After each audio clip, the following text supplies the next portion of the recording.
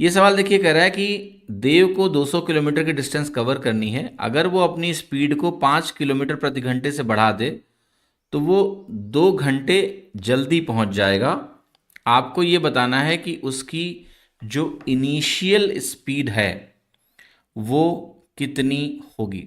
ये आपको कैलकुलेट करके यहाँ पे बताना है। देखिए ऐसे केसेस का एक सिंपल सा फॉर्मूला मैं आपको बता देता हूँ कि अगर डिस्टेंस कभी भी सेम है और आप स्पीड को मान लिया बढ़ा रहे हैं S1 से, मान लिया ओरिजिनल स्पीड S है और आपने S1 से बढ़ा दिया, तो फॉर्मूला ये होता है जहां पर T1 क्या है, रिड्यूस टाइम। भाई स्पीड अगर आपने S1 से बढ़ाया तो कितना टाइम कम लगा, वो टाइम अगर T1 है तो D इसके बराबर होता है। मान लिया आपने स्पीड को कम किया होता तो ये फॉर्मूला ऐसा हो जाता S minus S1 upon S1। इसको मैं S1 की जगह S2 लिख देता हूँ। मान लिया आपने स्पीड को S2 से कम किया होता, तो S2 से अगर आपने स्पीड को कम किया होता तो टाइम T2 अधिक लगता, तो यहाँ T1 और T2 लिख दिया। तो यहाँ ये ध्यान रखना कि T1 और T2 जो भी है ये क्या है, चेंज इन टाइम, मतलब ये अंतर है ना, कि भाई स्पीड को S1 बढ़ाया तो T1 टाइम कम लगा तो वो T1 की वैल्यू है, T2 टाइम अधिक लगा S2 घटाने पे। तो ये फॉर्मूला आप ध्यान रखिए। अब इस फॉर्मूले में रख के आपका सवाल तुरंत हो जाएगा। जैसे आपसे बोल रहा है कि भाई देव को 200 किलोमीटर की डिस्टेंस कवर करनी है, तो आप डी की वैल्यू रखेंगे 200 और यहाँ पर क्या होगा कि आपने स्पीड को कितने से बढ़ाया, 5 से, तो S प्लस यहाँ 5 लिखिए, यहाँ भी 5 लिखिए S1 की वैल्यू। और T1 टाइम है, टाइम आपका 2 घंटे क्या हुआ, चेंज हो गया, तो यहाँ पर मैंने 2 घंटे लिख दिया। अब इसको क्या करना है, मुझे सॉल्व करना है। तो यहाँ से आपको वैल्यू मिलेगी S into S plus 5 is equal to, यहाँ पर आपकी वैल्यू कैलकुलेट होकर आ जाएगी 500।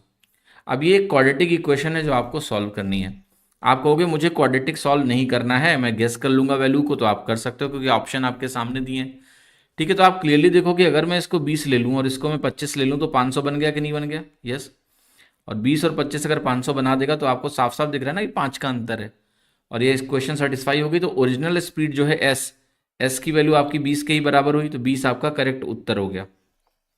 ठीक है, अब अगर आप थोड़े से और समझदार बन जाएंगे तो आप 500 किलोमीटर, जो मतलब 200 किलोमीटर की डिस्टेंस है, ध्यान से देखिएगा कि आपके पास 200 किलोमीटर की डिस्टेंस है, तो अगर आपका फैक्टराइजेशन थोड़ा बेहतर होगा तो आप इस चीज़ को ऐसे भी देख सकते हो कि भाई 20 इंटू 10 भी मुझे 200 दे रहा है और 25 इंटू 8 भी मुझे 200 दे रहा है। और यहाँ क्या हुआ, टाइम में 2 की कमी आई, स्पीड मेरा 5 से बढ़ गया, डिस्टेंस वही 200 है।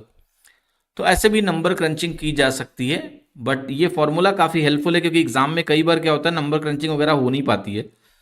तो जब फॉर्मूला आप लगाते हो तो वो आपको एक क्वाड्रेटिक इक्वेशन देता है, उस क्वाड्रेटिक इक्वेशन से नंबर को देखना आसान हो जाता है क्योंकि वहाँ पर ओरिजिनल स्पीड को हमें बस पुट करना है और देख लेना है कौन सा मैच कर रहा है। तो वो 20 इंटू 25 वहाँ से आसानी से मिल जाएगा। तो ये फॉर्मूला ध्यान रखिएगा, बहुत कमाल का फॉर्मूला है और बहुत आसानी से, सरलता से आपका जो उत्तर है वो निकल के आ जाता है बिना किसी समस्या के। ठीक है।